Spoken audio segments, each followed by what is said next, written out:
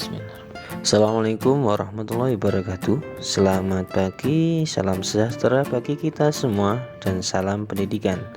Berikut kami presentasikan tugas ruang kolaborasi dari mata kuliah pemahaman tentang peserta didik dan pembelajarannya dari kelompok kami, yaitu kelompok 4 kelas 2 PGSD gelombang 2 Prajab Universitas Negeri Malang yang beranggotakan Ahmad Faisal Hakim, Dwi Redviani Mustalifah, Renalda Putri Agustin, Rifka Afifah, Rimatri Lestari, dan Rofiatu Rizkiyah.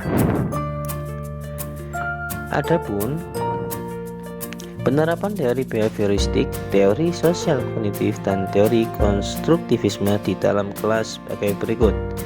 Yang pertama, teori behavioristik.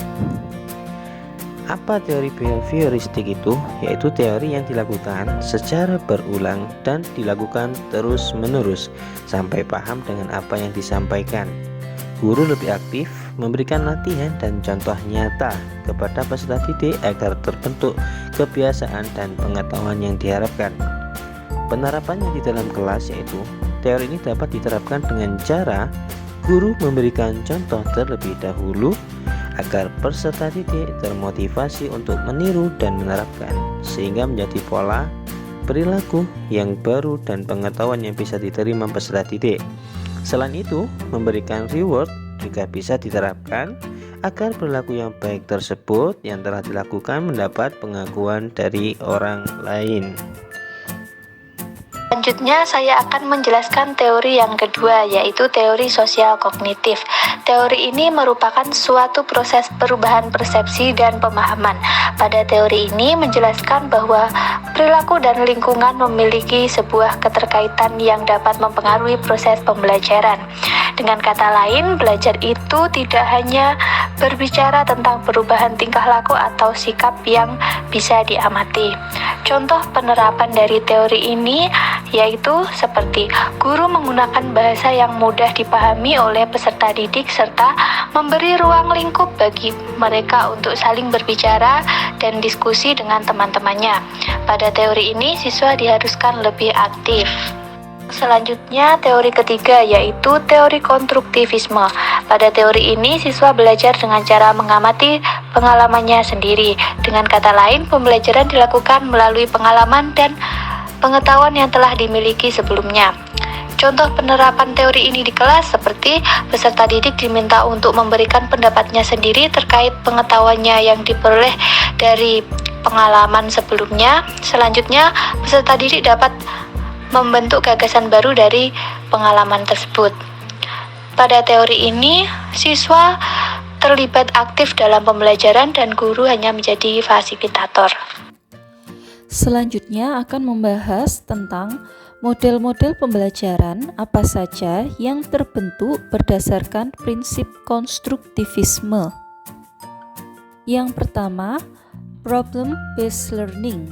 Problem-based learning merupakan metode pembelajaran yang mengarahkan siswa untuk mendapatkan ilmu baru dari analisis berbagai pengetahuan dan pengalaman belajar yang dimiliki, serta menghubungkannya dengan permasalahan belajar yang diberikan guru. Dengan kata lain, pembelajaran bisa melakukan pendekatan siswa, analisis dan evaluasi pada masalah yang harus dihadapi. Mereka akan dilatih untuk menyelesaikan masalah serta mendapatkan pengetahuan dari pengalaman tersebut. Selanjutnya yang kedua, project-based learning. Pembelajaran ini berbasis proyek yang model pembelajarannya berpusat kepada peserta didik dalam melakukan suatu investigasi yang mendalam terhadap suatu topik. Secara konstruktif, peserta didik melakukan eksplorasi atau pendalaman pembelajaran dengan melakukan pendekatan berbasis riset terhadap permasalahan dan pertanyaan yang berbobot, nyata, dan relevan. Metode pembelajaran selanjutnya adalah jigsaw. Metode pembelajaran jigsaw adalah metode pembelajaran kooperatif yang memungkinkan siswa untuk belajar berkelompok dengan masing-masing siswa bertanggung jawab pada satu topik, kemudian dikolaborasikan dengan anggota kelompok lain sehingga membentuk pengetahuan yang utuh. Rencana untuk meningkatkan motivasi para siswa yang ada di kelas. Rencana untuk meningkatkan motivasi para siswa yang ada di kelas. Di sini ada 4 siswa, yaitu Tania, Samuel, Sandra, dan Robert.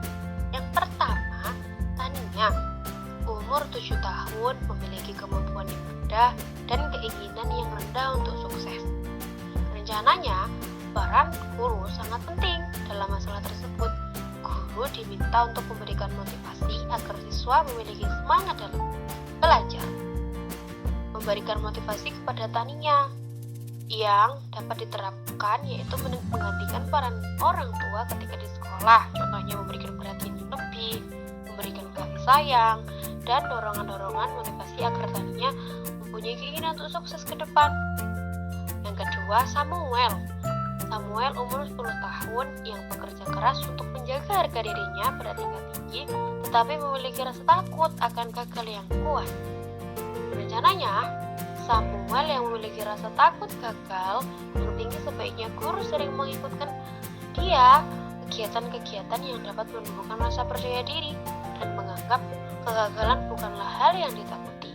Dan guru tersebut harus memberikan motivasi pada Samuel berupa pujian setiap proses yang ia lakukan biar tetap semangat dalam menjalankan proses pembelajarannya. Selanjutnya, pada kasus nomor 3, yakni Sandra umur 13 tahun yang tenang di kelas dan meremehkan keterampilan temannya. Di sini Sandra sudah baik karena dia bisa tenang di dalam kelas, dia juga bisa membangun motivasi untuk percaya diri dalam menyelesaikan tugasnya. Nah, di sini dalam artian Sandra ini tenang di dalam kelas dengan tidak mengganggu teman-temannya. Sedangkan dia juga bisa menumbuhkan motivasi belajarnya sendiri. Namun untuk persoalannya yaitu dia meremehkan temannya. Seiring berjalannya waktu ketika dia merasa tersaingi oleh teman-temannya, maka dia dapat berpikir bahwa meremehkan orang lain itu tidak baik. Kemudian dengan lambat laun Sandra juga dapat mengintrospeksi diri. Dia juga akan menyadari bahwa memang dirinya itu berbeda dengan teman-temannya. Kemampuan yang ada pada dirinya berbeda dengan teman-teman yang lainnya. Selanjutnya kasus yang keempat yaitu Robert umur 16 tahun yang menunjukkan sedikit minat di sekolah dan saat ini tinggal bersama dengan bibinya. Di sini keluarga atau orang tuanya sudah tidak bisa dihubungi. Nah, rencananya yaitu guru bersama bibi Robert bekerja sama untuk memberikan kasih sayang dan perhatian lebih agar Robert dapat menumbuhkan motivasi belajarnya. Seperti itu. Demikian tadi presentasi dari kelompok 4. Wassalamualaikum warahmatullahi wabarakatuh.